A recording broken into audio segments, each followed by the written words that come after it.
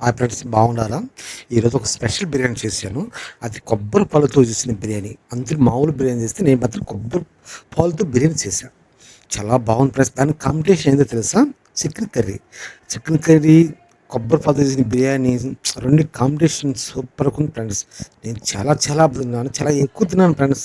మీరు కూడా చూద్దాం ఒకసారి ఎలా చేయాలో. తగినన్ని బియ్యం తీసుకొని అది క్లీన్ చేసి దాన్ని ఒక బౌల్‌లో ఏసి పెట్టుకోవాలి ఫ్రెండ్స్. తర్వాత వచ్చి అల్లం అల్లం శుభ్రంగా తరిమి పేస్ట్ చేసి పెట్టుకోవాలి.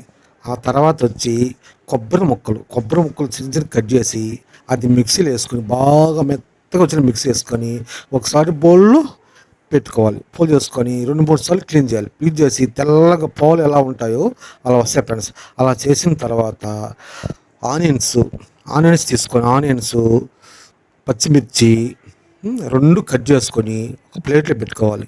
ఆనియన్స్, పచ్చిమిర్చి, పుదీనా అయినా పెట్టుకోవాలి. బిర్యానీకేసి ఆకు, పట్ట, బిర్యానీ ఆకు, హ్మ్, బిర్యానీ ఆకు, పట్ట అన్నీ మొగ్గలు అన్నీ ఒక ప్లేట్లో పెట్టుకోవాలి. ఈ కొబ్బరివి, ఈ ఆనియన్స్, పచ్చిమిర్చి, పుదీనా, అల్లం పేస్ట్ అన్నీ పెట్టిన తర్వాత స్టవ్ వెలిగిస్తే స్టవ్లో ఒక బౌల్ పెట్టుకోవాలి. బౌల్ పెట్టుకున్న తర్వాత దాంట్లో అందరూ నూనె వేస్తారు. నేను మాత్రము నెయ్యి వేసా ఫ్రెండ్స్. నెయ్యి వేస్తే చాలా బాగుంటుంది ఫ్రెండ్స్.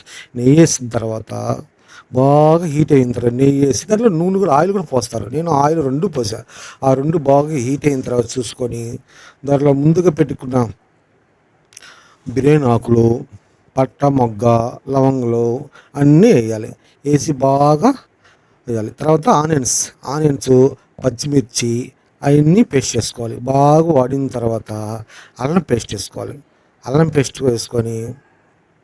పేస్ట్ వేసి బాగా డీప్ ఫ్రై చేయాలి. బాగా డీప్ ఫ్రై చేసిన తర్వాత బియ్యం నానబెట్టున్నాం కదా, ఆ బియ్యం నానబెట్టి దాంట్లో వేసేసాలి. బియ్యం నానేసిన తర్వాత బాగా దాన్ని క్లీన్ చేసుకోవాలి. చేసిన తర్వాత బాగా నీళ్ళు బాగా డ్రై చేయాలి. డ్రై చేసి మనము పాలు చేస్తాం కదా, ఆ పాలని గ్లాస్తో కొలతేసుకోవాలి. ఎన్ని బియ్యం వేస్తామో, ఎన్ని పాలు వేస్తామో అవి కరెక్ట్గా పెట్టుకొని వేసుకోవాలి.